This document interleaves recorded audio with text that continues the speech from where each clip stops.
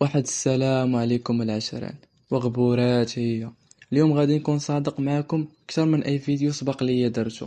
اختفيت تقريبا شهر كامل وما نشرتش كاع، وبزاف من الناس اللي كنعرف كتبوا ليا في الخاص فينك، علاش وقفتي، واش غادي ترجع ولا صافي حبستي. واليوم جيت نجاوبكم بصراحة بلا زيادة وبلا نقصان. الحقيقة هي أنني في هذه الفترة حسيت بإرهاق كبير، فقدان الحماس، الشك في القيمة ديال المحتوى، ضغط، مشاكل شخصية وزيد وزيد. كنت كل نهار كنقول غادي نسجل، من بعد كنلقى راسي ما قادرش، ومشيت كنقارن راسي بقنوات أخرى، وبديت كنحس أن اللي كندير ما كافيش، وأن الناس غادي تمل من المحتوى ديالي. ولكن في واحد اللحظة قلت لراسي وقف شوية، رجع لنفسك. شنو وقع في هاد الشهر؟ ما كنتيش كتسجل، ولكن كنتي كتفكر بزاف. شفت راسي من برا وسألت أسئلة اللي صعيبة. علاش بديت أصلا هاد المحتوى؟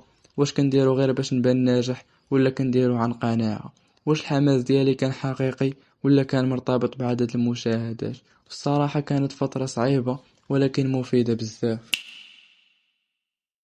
من هاد الغياب خرجت بثلاثة دروس مهمة بغيت نشاركها معكم. الدرس الأول: الراحة ماشي ضعف.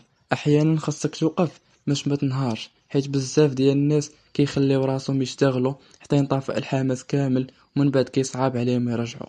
أنا فضلت نوقف قبل ما نوصل لهاد المرحلة. الدرس الثاني: المقارنة كتقتل الشغف. كل ما شفت شي قناة أخرى كتكبر بسرعة كنحس براسي صغير، ولكن تعلمت أن الطريق ديالي مختلف، والإيقاع ديالي حتى هو خاصو يكون مختلف ويكون خاص بيا. الدرس الثالث: السبب الحقيقي أهم من النتائج. إلا كنتي خدام غير على اللايك والمشاهدات غادي تعيا بالزربة، ولكن إلا كنتي خدام على رسالة حقيقية غادي تقدر ترجع حتى من أعمق نقطة.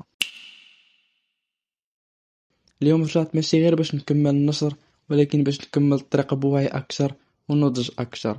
وبغيتكم تقولوا لي في الكومنتات بصراحة، وسبق لكم حسيتوا بنفس الإحساس ووقفتوا على مشروعكم وهدفكم، وشنو ساعدكم ترجعوا؟ كتبوا لي وانا غادي نقرا كاع التعليقات. هنا كنكون وصلنا لنهاية الحلقة ديالنا. نشوفكم في الفيديو الجاي، وشكرا لكم على الصبر ديالكم. تهلاو.